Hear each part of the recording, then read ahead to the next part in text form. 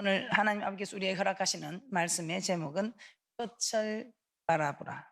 끝을 바라보라.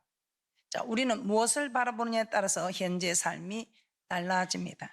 무엇을 바라보느냐 하는 것은 굉장히 중요합니다. 오늘 본문에서 야고보 사도는 우리가 바라보아야 할 세 가지를 우리에게 말씀하고 있습니다. 우리가 바라보아야 하는 세 가지.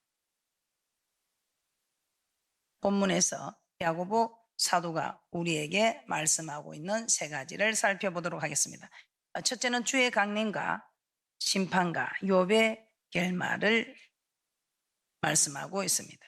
자, 그러면 우리는 주의 강림하심과 심판과 욥의 결말을 왜 바라보아야 하는가? 그것을 바라보았을 때 우리에게 주어지는 유익이 무엇인가를 살펴보도록 하겠습니다. 첫 번째, 주의 강림을 바라보라. 야고보 사도는 형제들에게 주의 강림이 가깝다고 하였습니다. 이는 주님이 다시 오실 때가 점점 가까워져 오고 있다는 것입니다. 우리 역시 주님 앞에 설 날이 점점 가까워 오고 있습니다. 그렇기 때문에 우리는 주의 강림하시는 그 날을 바라보아야 한다는 것입니다. 주님이 강림하시는 그 날을 바라볼 때 우리는 어떻게 살아야 하는가? 주의 강림하심을 바라볼 때에 우리는 어떻게 살아야 하는지를 우리는 알 수 있다는 것입니다. 주님이 강림하시는 그 끝을 바라보는 우리는 어떻게 살아야 할까요? 야고보 사도는 그 질문에 대해서 두 가지를 우리에게 말씀하고 있습니다. 첫째, 길이 참으라는 것입니다. 길이 참으라. 야고보 5장 7절에서 8절 오늘 본문 말씀을 한 번 더 살펴보도록 하겠습니다. 야고보서 5장 7절에서 8절입니다. 함께 보겠습니다. 시작. 그러므로 형제들아 주의 강림하시기까지 길이 참으라. 보라, 농부가 땅에서 나는 귀한 열매를 바라고 길이 참아 이른 비와 늦은 비를 기다리나니 너희도 길이 참고 마음을 굳게 하라. 주의 강림이 가까우니라. 그래서 야고보 사도는 농부가 땅에서 나는 귀한 열매를 바라보고 길이 참아서 이른 비와 늦은 비를 기다리듯이 너희들도 길이 참고 마음을 굳게 하라. 길이 참으라는 것입니다. 왜? 주의 강림이 가까움이라고 말씀하고 있습니다. 즉 주의 강림하시기까지 오랫동안 잘 참으라는 것입니다. 예수님은 언제 강림하신다고 합니까? 환난 후에 오신다고 합니다. 그러면 예수님이 오시기 전에 먼저 환난이 있으리라고 말씀하고 있습니다.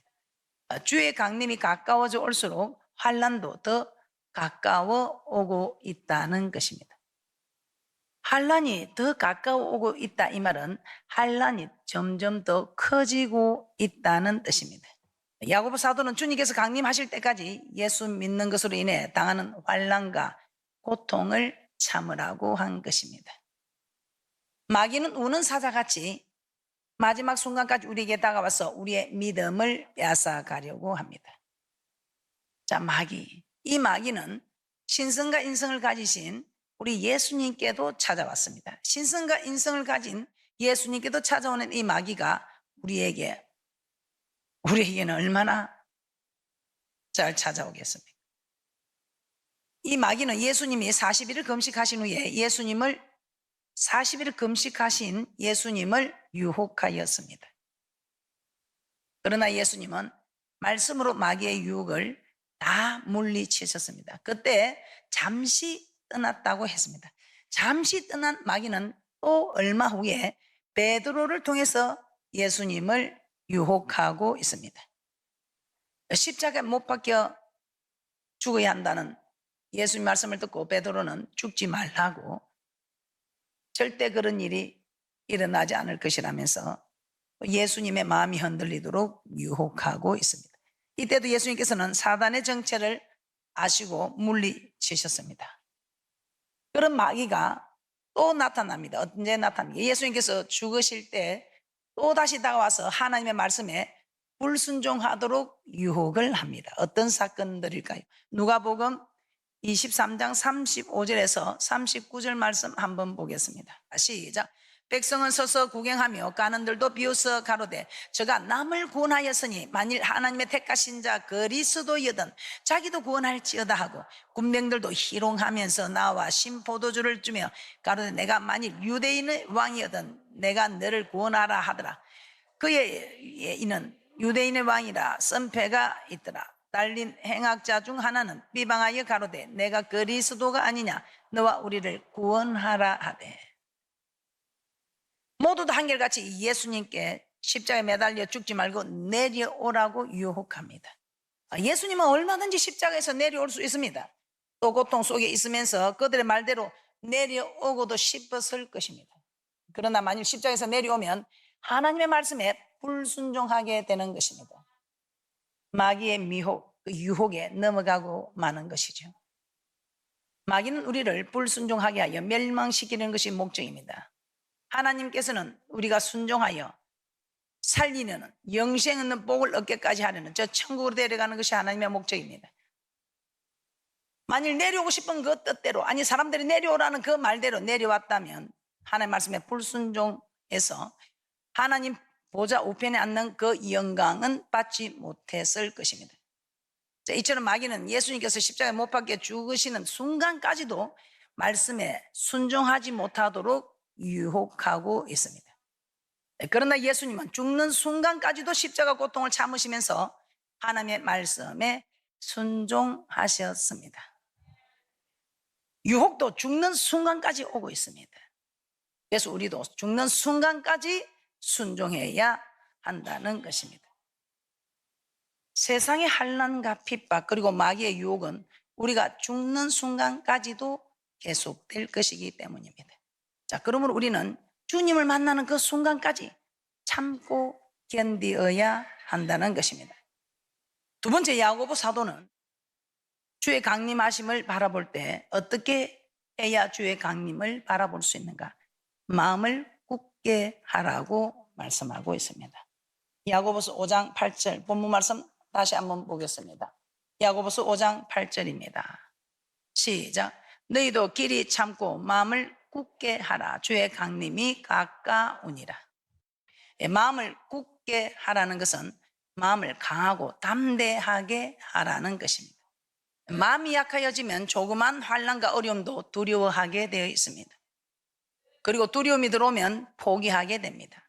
말씀에 순종하며 살기를 포기하게 된다는 것입니다. 그래서 마음을 강하게 하고 담대히 하셔서 주의 강림하시는 끝을 바라보는 그런 귀한 분들이 되시기를 주님의 이름으로 축복합니다. 주님 강림하실 때 다 주님을 만나는 그런 복된 분들이 되셔야 되지 않겠습니까? 두 번째, 우리는 끝을 바라봐야 됩니다. 어떤 끝을 바라봐야 될까요? 심판을 바라보라. 야고보서 5장 9절입니다. 시작. 형제들아 서로 원망하지 말라. 그리하여야 심판을 면하리라. 보라 심판자가 문 밖에 서 계시니라. 원망하지 말아야 될 이유를 심판을 면하게 되기 때문이라고 한 것입니다. 자, 원망하게 되면 심판을 받게 된다는 것입니다. 그것도 심판자가 문 밖에서 계신다고 합니다.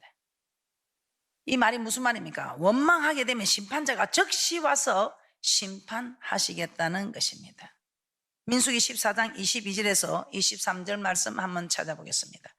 민수기 14장 22절에서 23절 말씀입니다. 광야 시절 이스라엘 백성이 가데스 바네에서 10명의 정탐꾼의 부정적인 소리를 듣고 모세와 아론을 원망합니다. 애굽으로 다시 돌아가자고 할 때에 하나님은 나를 시험하고 내 목소리를 청종치 아니한 그 사람들과 나를 멸시한 사람은 가나안 땅을 하나도 보지 못하리라고 말씀하고 있습니다. 원망하는 소리를 문 밖에서 심판자가 듣고 서 계신다고 했습니다. 원망하는 이스라엘 백성들의 소리를 들으시고 우리 하나님께서 하시는 말씀입니다. 민수기 14장 22절에서 23절입니다. 시작. 나의 영광과 애국과 광야에서 행한 나의 이적을 보고도 이같이 10번이나 나를 시험하고 내 목소리를 청종치 아니한 그 사람들은 내가 그 조상들에게 맹세한 땅을 결단코 보지 못할 것이요 또 나를 멸시하는 사람은 하나라도 그것을 보지 못하리라. 하나님은 원망하는 자들은 모두 가나안에 들어가지 못하게 하리라고 하셨던 것입니다. 그래서 여호수아와 갈렙을 제외하고 원망한 이스라엘 백성 모두가 가나안에 들어가지 못하고 광야에서 멸망을 당했다고 말씀하고 있습니다. 원망하면 누가 문 밖에 서 계신다고요? 원망하면 누가 문 밖에 서 계신다고요? 예, 심판자가. 이 말은 원망하는 즉시 문 밖에서 듣고 있다가 원망하는 즉시 심판을 빨리 하겠다 이 말 맞지요? 자, 민수기 21장 5절에서 6절 말씀도 한번 찾아보겠습니다. 함께 보겠습니다. 시작. 백성이 하나님과 모세를 향하여 원망하되 어찌하여 우리를 애굽에서 인도하여 올려서 이 광야에서 죽게 하는고 이곳에는 식물도 없고 물도 없도다. 우리 마음이 이 박한 식물을 싫어하노라 하며 여호와께서 불뱀들을 백성 중에 보내어 백성을 물게 하심으로 이스라엘 백성 중에 죽은 자가 많으니라. 원망하면 심판자가 문 밖에서 다 듣고 계십니다. 원망한 자들에게 불뱀들을 보내서 물어 죽게 하신 것입니다.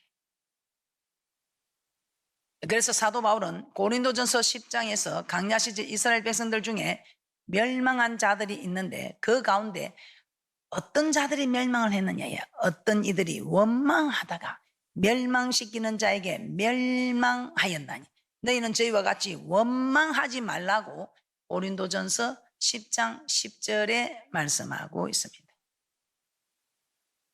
광야 시절 원망하던 이스라엘 백성을 멸망시켰던 하나님은 오늘날에도 원망하는 자들을 멸망시킨다는 것입니다. 그래서 원망하지 말라고 권면하고 있는 것입니다. 그러므로 우리는 원망이 나오려고 할 때 광야 시절 원망하다가 멸망을 당한 그 일을 생각해야 합니다. 원망하는 자들에게는 심판자가 문 밖에서 계신다는 것을 알아야 합니다. 그리고 원망하는 즉시 그 심판자가 들어와서 심판하실 것을 알아보아야 합니다. 그리할 때 원망을 이길 수 있는 것입니다. 이 바울과 실라는 어떻게 했습니까? 충분히 원망할 수 있는 사건이 있었습니다. 이 점치는 여종을 치료해 줬습니다. 점치는 여종을 치료해 줬더니 어떤 일이 일어났습니까? 오히려 그 주인이 와서 이 바울과 실라를 깊은 감옥에 가두었습니다. 아니, 허감의 근세에 있는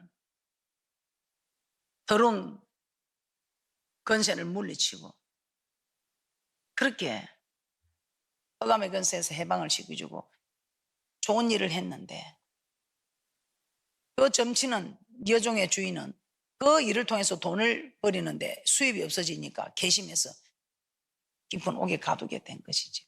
그 주인의 입장에서는 그럴 수 있지만 이 바울과 실라는 하나님의 일을 했는데 오히려 도리어 깊은 감옥에 갇히게 되니 얼마나 억울하고 뭐 이거 뭐야?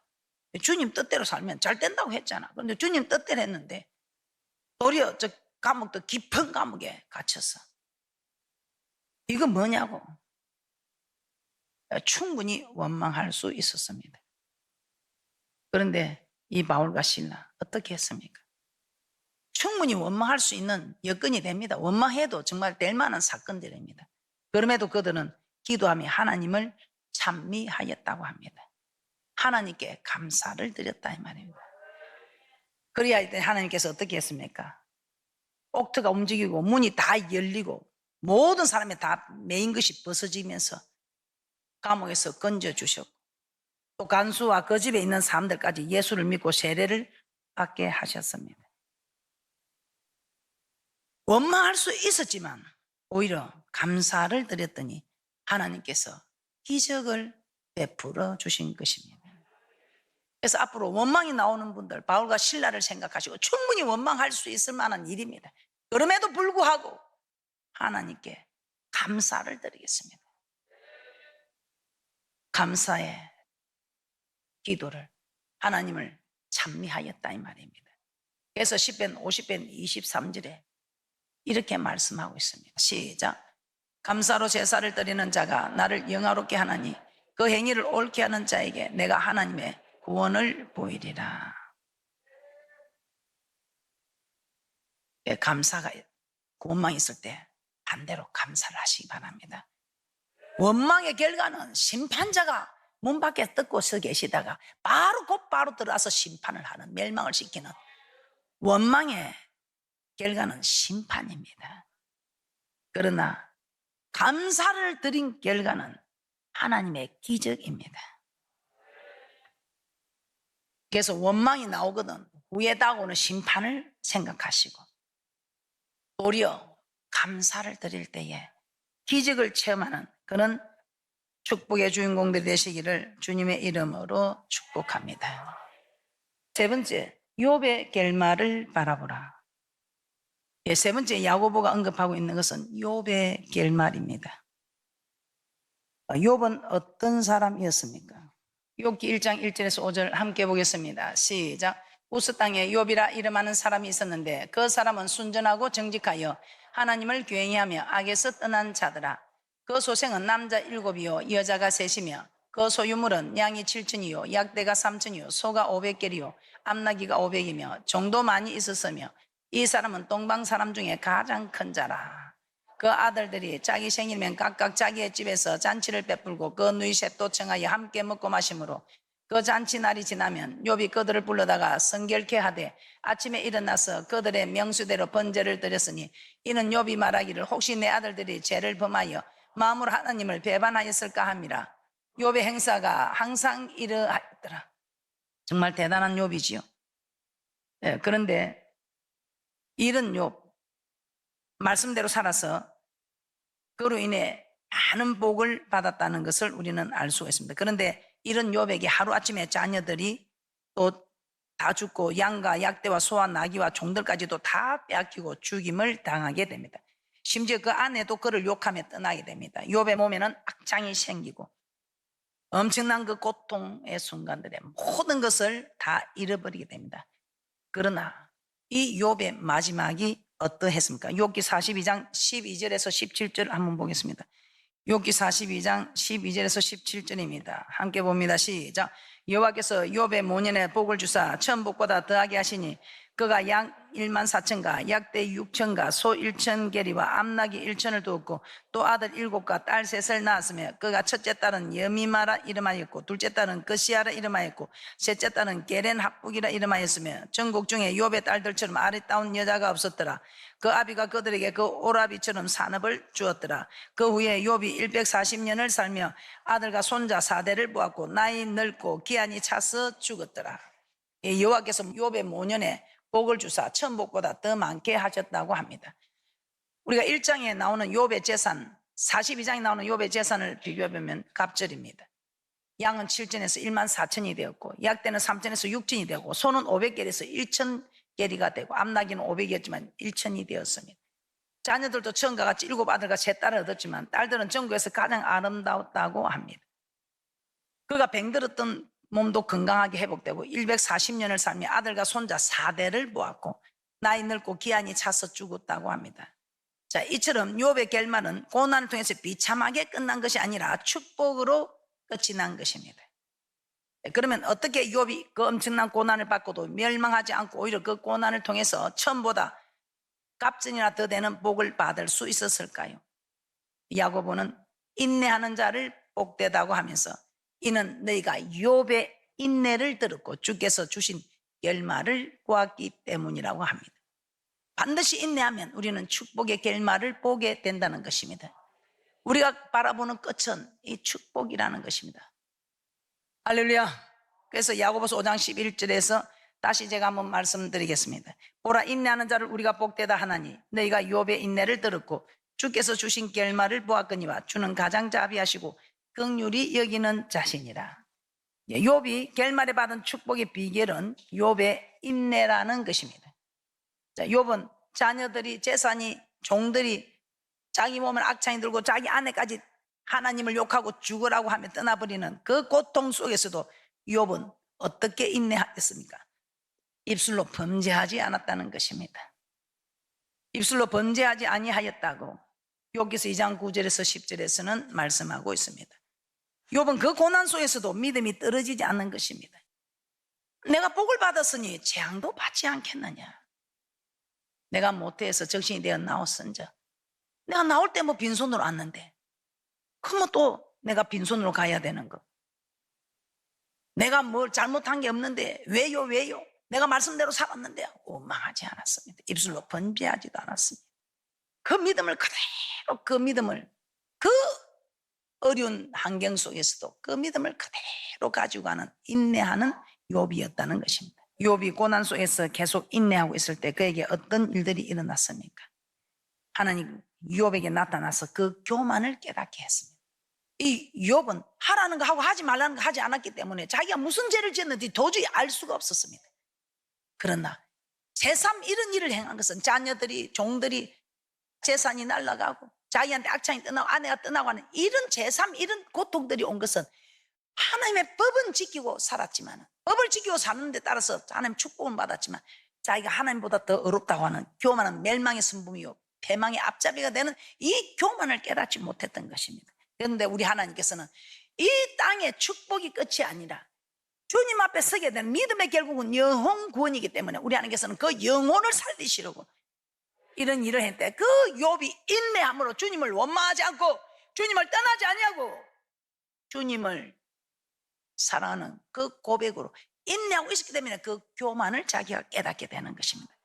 그 교만을 하나님께서 그 인내하고 있었기 때문에 교만을 깨닫게 하고 회개시켜서 욥의 영혼을 음부에서 건져 구원하셨던 것입니다. 욥기 33장 29절에서 30절입니다. 함께 봅니다. 시작. 하나님이 사람에게 이 모든 일을 제3 행하시면 그 영혼을 구덩이에서 끌어 돌이키고 생명의 빛으로 그에게 비치려 하심이니라. 욥에게 고난을 주심으로 그 영혼을 살리신 것입니다. 그래서 사도 바울은 우리가 환난 중에도 즐거워하는 환난은 인내를, 인내는 연단은 소망을 이루는 줄 알미라고 로마서 5장 3절에서 4절에 말씀하고 있습니다. 환난을 만났을 때 떠나버리면 안 된다는 것입니다. 환난을 만났을 때, 고난을 만났을 때에 인내하는 동안에 하나님께서 우리가 알지 못하는 일들을 깨닫게 하신다는 것입니다. 우리를 알 수 있도록 우리를 또한 연단하신다는 것입니다. 연단이 되었을 때 우리에게 소망을 이루어 주신다고 말씀하고 있습니다. 그러므로 여러분 말씀대로 사는데 환난이 왔다, 시련이 왔다, 인내하라는 것입니다. 교회에서 멀어지지 말고 여전히 기도의 자리를 지키시고 순종하고 헌신하시기를 포기하지 말라는 것입니다. 인내하면서 더 낮은 자리에서 내 부족함을 살펴볼 때에 나의 가는 길을 오직 그가 하시나니 그가 나를 단련하신 후에는 내가 정금같이 나오리라고 욥기 23장 10절에서 고백하고 있습니다. 그러므로 지금 혹시 고난을 받고 있습니까? 욥의 결말을 보시기 바랍니다. 하나님께서는 욥과 같이 우리에도 그런 결말을 주시기를 원하십니다. 자, 결론입니다. 우리는 항상 미래를 바라보아야 합니다. 현재의 나의 행동은 내가 어떤 미래를 바라보느냐에 따라 달라지기 때문입니다. 자, 세상 끝인 주의 강림을 바라보아야 합니다. 그리고 말씀에 순종하는 고난과 환난을 인내하고 또 마음을 강하게 하고 담대히 함으로써 우리는 주의 강림을 바라보아야 합니다. 그리고 원망의 끝인 심판을 바라보아야 합니다. 또한 욥의 결말을 바라보시기 바랍니다.